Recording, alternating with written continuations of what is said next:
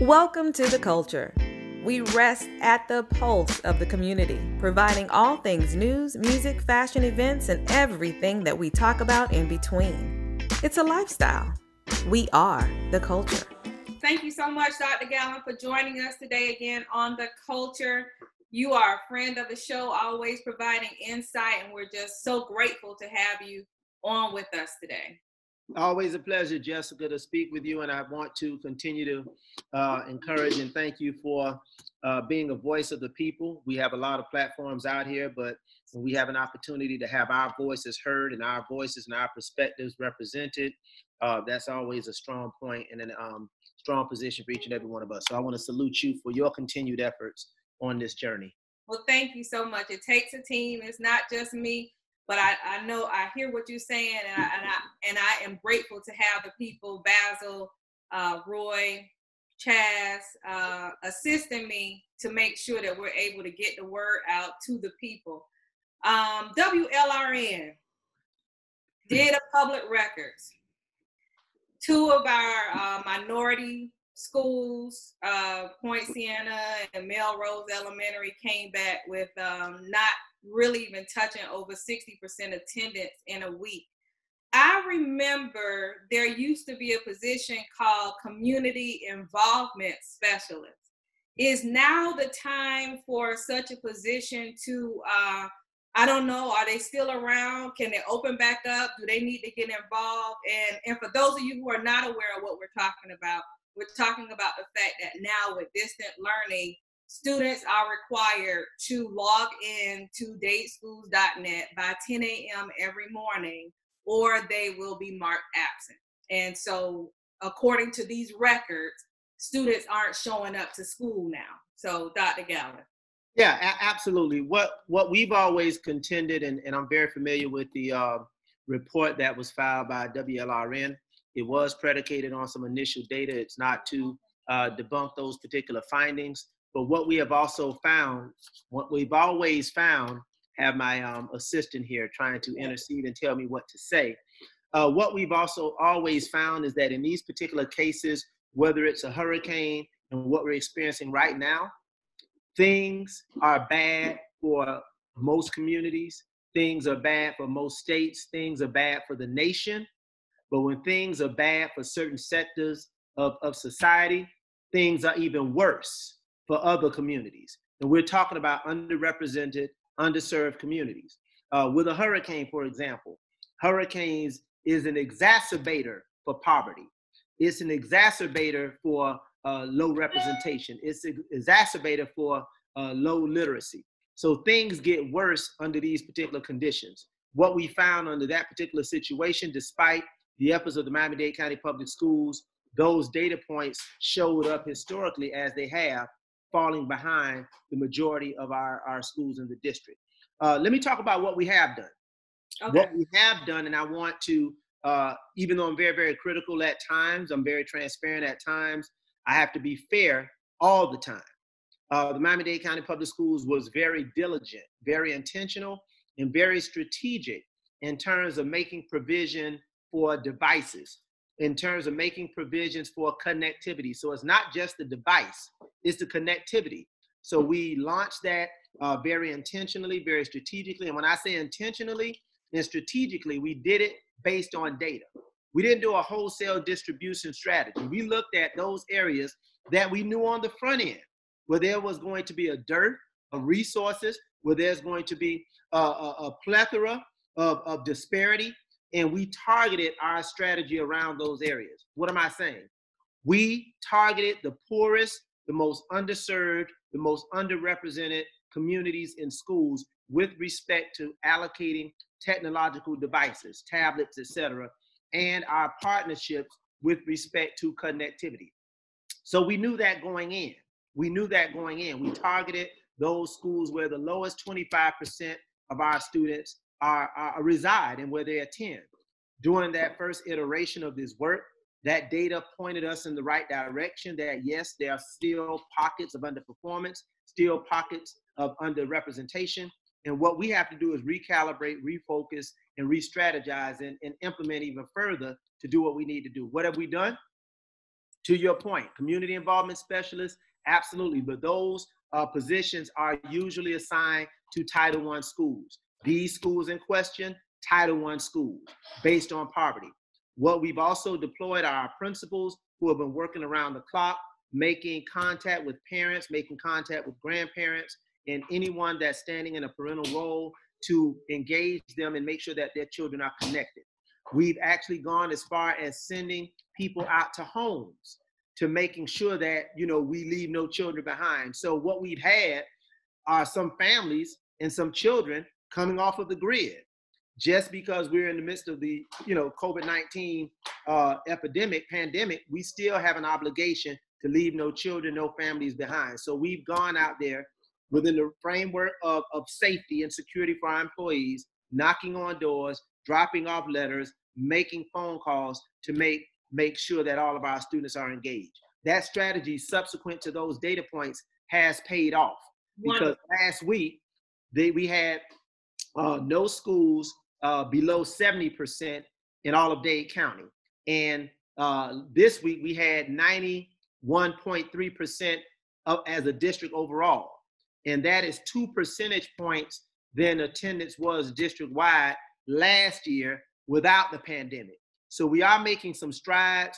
I'm very transparent in terms of us having to understand that there are communities that are often left behind. But based on data, we're going to be intentional, we're going to be strategic, and we're going to be deliberate, and we're going to be vocal. We're going to be vocal about it. But what we also, I want to say as I close out that remark, we also understand that we can't do it alone. Everybody has to put their shoulder to the wheel of this work. Our parents who have reached out to me personally on social media, reaching out to me in the morning, by 1 o'clock, 2 o'clock in the afternoon, they have a device. Reaching out to me in the evening, the next morning they have a device. So everybody has to put their shoulder to this wheel because we're in uncharted waters, but we're going to have to swim, we're going to have to learn, we're going to have to improve together. And Dr. Gallen, I want you to also to add to this, if there are parents who are watching this and they still do not have the Wi-Fi capability and or a device, your recommendation is for them to reach out to the school, correct? Yes, the protocols are initially reach out to the school first, the school principal. If you cannot reach out to the school principal and you can't get in touch with them because of office hours or whatever the case may be, dial 305-995-HELP. Ask for help. We're here to provide help. We have our board members that are available, our superintendent's office is available. And if all else fails, hey, hit me up on social media. Get up in my inbox and we'll be responsive to you from Florida City to County Line Road. Yes, I represent District 1. Yes, I am the vice chair, but each and every one of my colleagues on the board, we're committed to all children throughout Miami-Dade County Public Schools. And in this particular time, you can't be circumscribed to our particular areas. We have to be responsive to families from Florida City to County Line Road, and that's what I'm committed to being. Yes, thank you. So that's 305-995-HELP, and we'll get that on the screen and in the body of the communication that goes with this interview so that parents have that if they need the help. And that's just not just for computers and for Wi-Fi, that's across the board. Anything. I've had parents that have reached out to me, quite frankly, working mothers, single mothers, having 5 children in the home, but they had to go to work during the initial rollout of our meal provision program. She couldn't send her children to the school to get the meals. She reached out to me on social media, made a phone call. Subsequent to that, those meals have been delivered to that parent's home for her children. So we do what we need to do, where we need to do it to make sure that our children get what they need and that our parents and our families get what they need as well. Now, you just mentioned meals. I understand next week, the week of the 20th, April the 20th, I believe there's going to be a slight modification in distribution. Yes. Can you speak to that? Yes. What we've done, we've made some adjustments from one location to the next. During the initial rollout, it was most, if not all, schools. Then we started targeting certain schools in certain communities. For example, you may have a large high school that's a distribution site.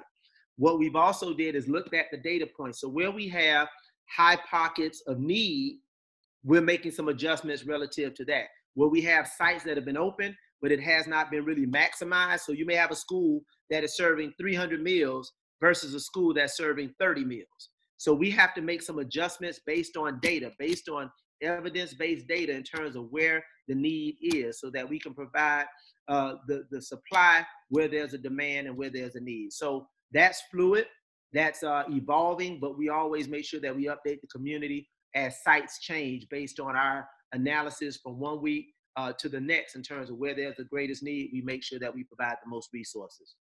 Dr. Gallins, I read something that said that distribution for next week for the entire week of school would be distributed only on Tuesday and Thursday, but it would be a week's worth of food. Do you know anything about that? And if not, can we find out whether or not that is true or not? Yeah, I need to get some more information as it relates to how they're going to implement that. One thing I don't do is speak on the details, but I know there was some contemplation about scaling it back as it relates to not having it every day, but making provisions for an entire week through grab and go. So I think that's aligned with that strategy, but we can definitely get some additional information. But if you have any questions, again, 305-995-HELP. If you don't get an answer there specifically, you can reach out to me or any one of the administrators or board members, and we'll be more than willing to get you the direct answer to that particular question. Okay.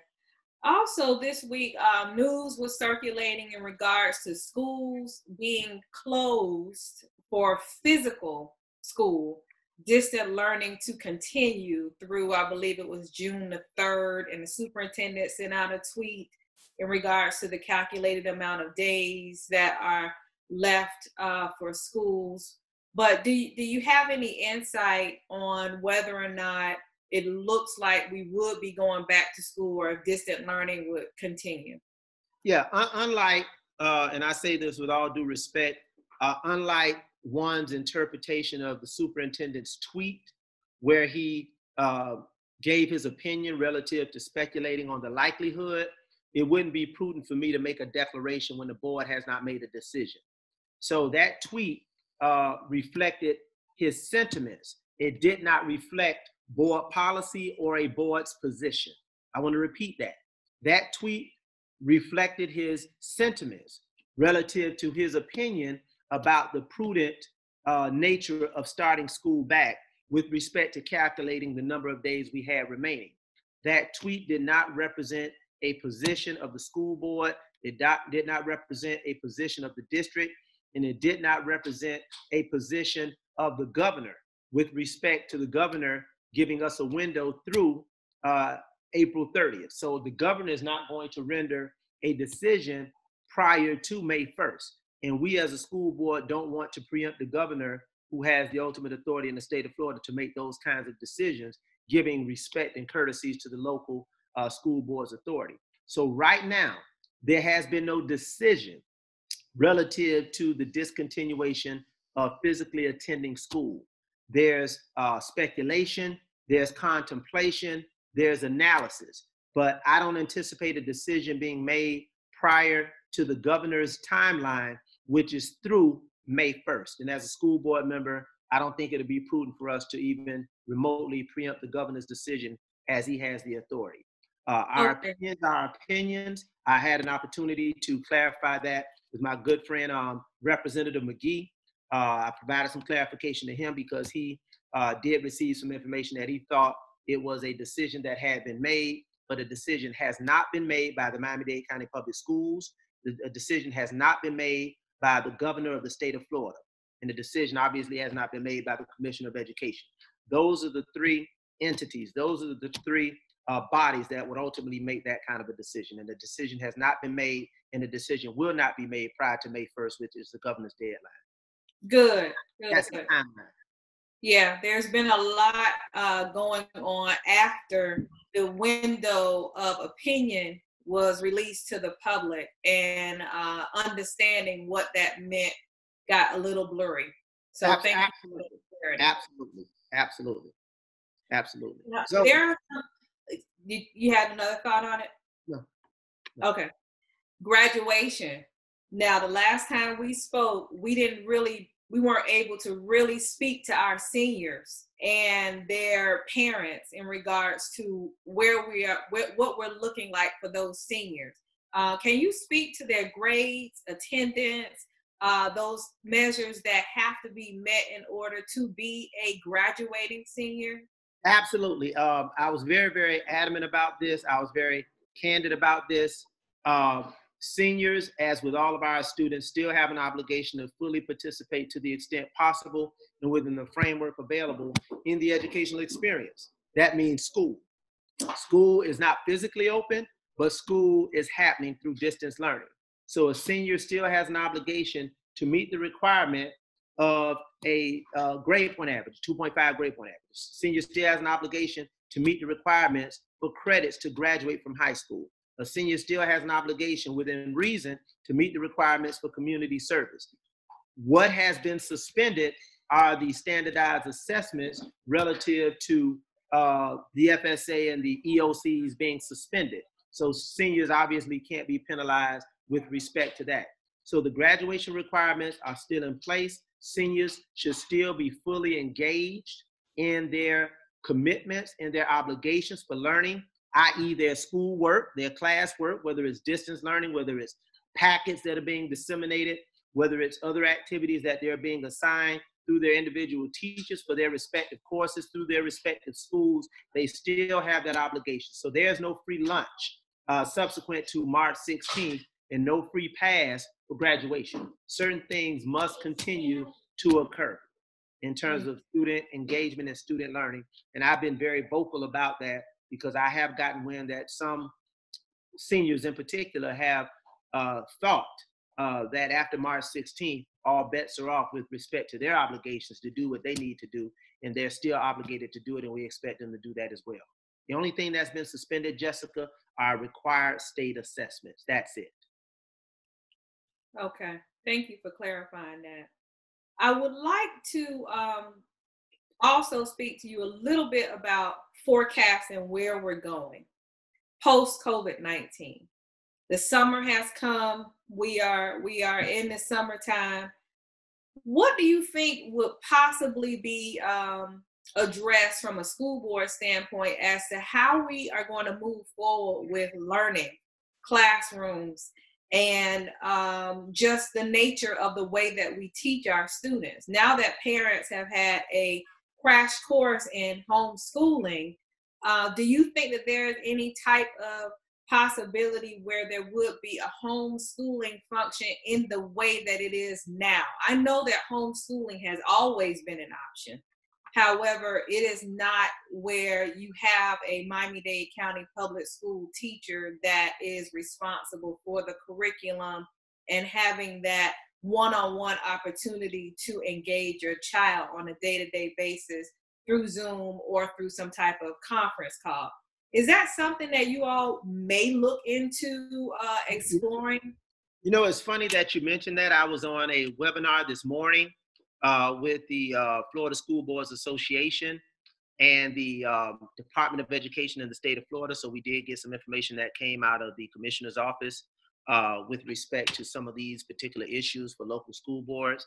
And one of those issues did come up. It's almost as if you were on the webinar. Starting with the summer, there is something that we've always known in education that's called the summer slide.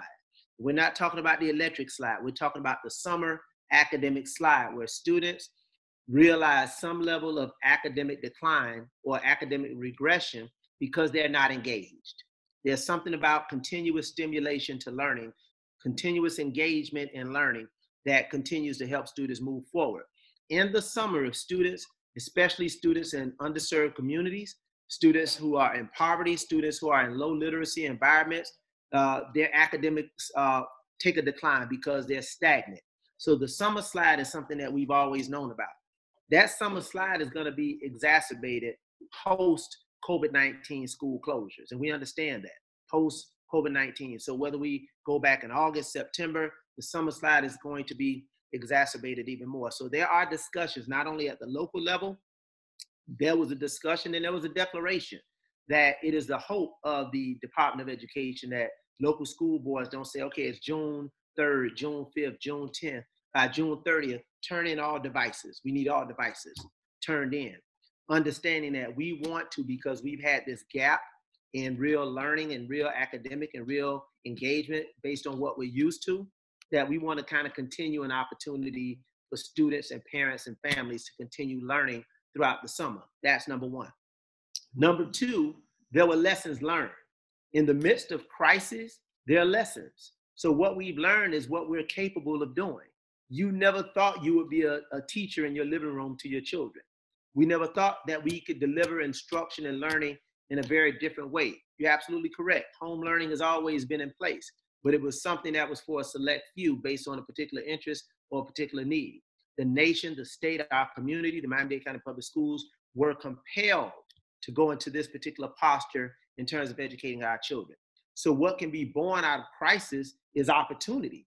This may be a new opportunity for us to look at new ways to deliver education to our children through technology, through home learning models that are varied, through not necessarily a monolithic approach that it's either home learning, either it's in school, but it could be a blended model. So right now there were those discussions on that call that there are lessons to be learned, and we hope people are really taking note of our resiliency, of our innovation, of our commitment, and of our dedication, and of the opportunity that's before each and every one of us. And when I say our, I'm not talking about Miami-Dade County Public Schools only. I'm not talking about teachers only. I'm not talking about parents only. I'm not talking about students only. I'm not talking about community stakeholders only. I'm talking about all of us. What have we created out of this particular crisis? What triumph can we realize out of this tragic situation that we face? And to your point, absolutely, absolutely, absolutely. And that is something that personally and professionally and from a policy standpoint, I'm going to be paying very close attention to those opportunities that we have moving forward.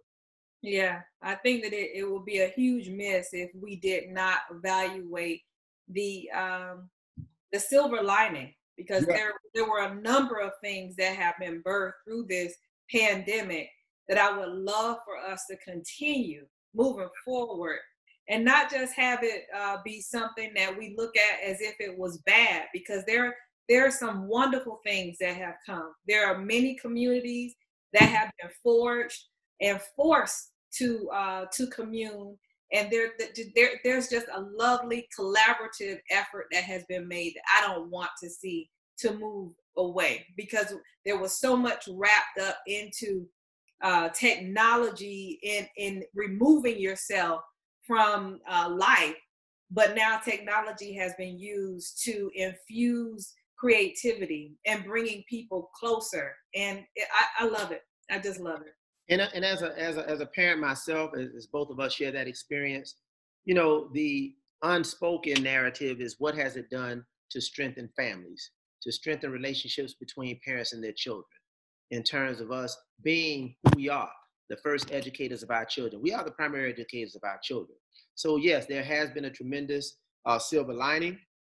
There's also a newfound respect for educators, which I hope is also born out of the value that they bring, not only to children, not only to parents, but the value that teachers and schools and educators bring to communities, to states, and to the entire nation.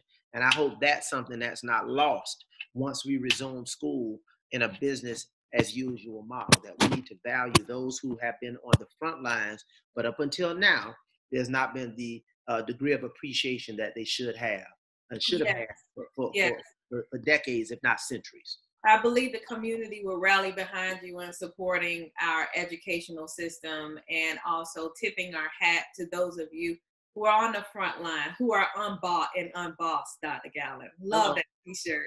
As always, thank you so much for joining us on The Culture. We look forward to continuing conversations like this moving forward. Thank you so much, Jessica. Always a pleasure, and look forward to speaking with you in the very near future as things continue to develop. Thank you. Thank you.